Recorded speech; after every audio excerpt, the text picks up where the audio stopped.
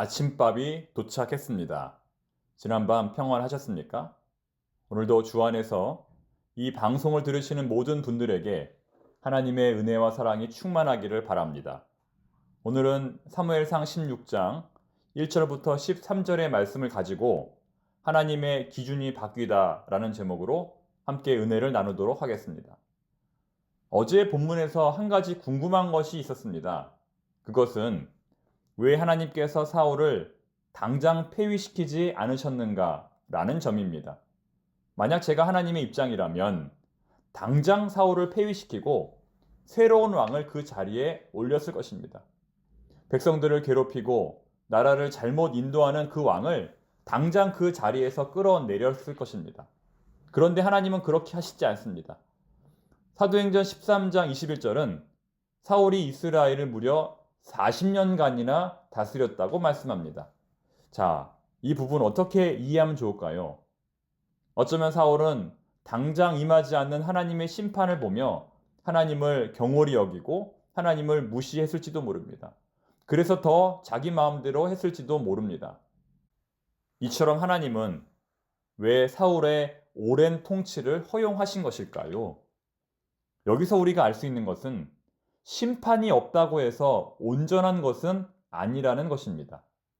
겉으로 드러난 부흥이나 외적 성장만을 보고 모든 것을 판단할 수는 없다는 것입니다.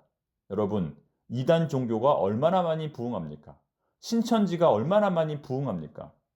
즉, 우리는 부흥이나 성장이 모든 것의 척도가 될 수 없음을 깨닫고 심판이 없다고 해서 스스로 온전하다 이렇게 자만해서는 결코 안 될 것입니다.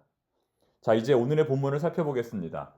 사무엘은 하나님의 명령에 따라 새로운 왕을 간택하기 위해 이새의 집으로 향합니다.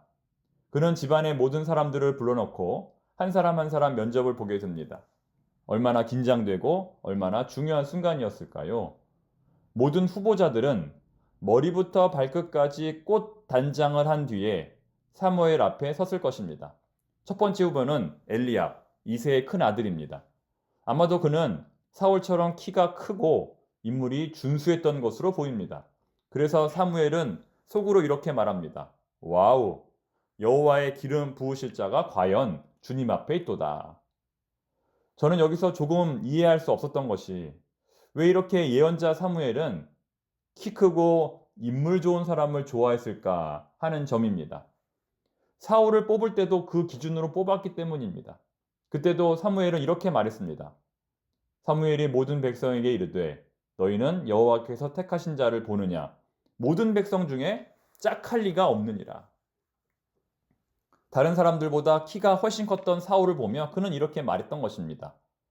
그런데 그렇게 뽑아놓고 보니 그는 자신의 판단이 틀렸다는 것을 알았을 것입니다. 그런데 여기서 또 그 기준으로 사람을 뽑고 있는 것입니다.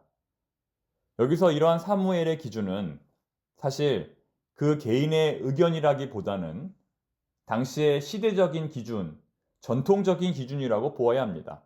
자, 여러분 그렇지 않습니까?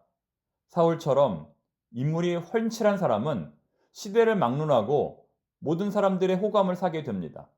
이 기왕이면 외모도 멋진 사람이 낫다고 보는 것이죠. 그런데 중요한 것은 오늘 본문에서 그러한 기준이 바뀌게 된다는 것입니다. 전통적인 사고관이 깨어지게 된다는 것입니다. 그래서 하나님은 사무엘에게 이렇게 말씀하십니다. 여호와께서 사무엘에게 이르시되 그의 용모와 키를 보지 말라. 내가 이미 그를 버렸노라. 내가 보는 것은 사람과 같지 아니하니 사람은 외모를 보거니와 나 여호와는 중심을 보느니라 하시더라. 오늘 설교의 제목처럼 하나님의 기준이 바뀐 것입니다. 사울이라는 잘못된 예를 통하여 그리고 또 다윗이라는 선한 예를 통하여 하나님의 기준이 바뀐 것입니다. 아마도 이러한 변화는 당시의 모든 사람들에게 큰 충격이 되었을 것입니다. 인물이 좋았던 사람들이 모두 다 실격을 당한 것입니다. 다시 말해 하나님은 외모가 출중한 사람을 버리신다는 것이 아니라 그 마음의 중심이 바로 선자를 찾으신다는 것입니다. 사람들이 이 진리를 배우게 되었던 것이죠. 이제 7명의 모든 후보자들이 물러나고 사무엘이 이새에게 묻습니다. 내 아들들이 다 여기 있느냐? 이새가 이르되 아직 막내가 남았는데 그는 양을 지키나이다. 부름 받을 때에 사울이 짐 보따리 사이에 있었다면 다윗은 양떼 가운데 있었습니다. 이처럼 어느 누구도 예상하지 못했던 자가 하나님의 선택을 받습니다. 이것이 바로 하나님의 계획입니다. 이것이 바로 하나님의 섭리입니다. 양치기 소년 다윗이 이스라엘의 왕이 될지 누가 예상할 수 있었겠습니까? 자, 그렇다면 소년 다윗의 매력은 과연 무엇이었을까요? 본문 12절 말씀은 우리로 하여금 약간 오해를 하게 만들 수 있습니다. 마치 다윗의 인물이 뛰어난 것처럼 묘사하고 있기 때문입니다.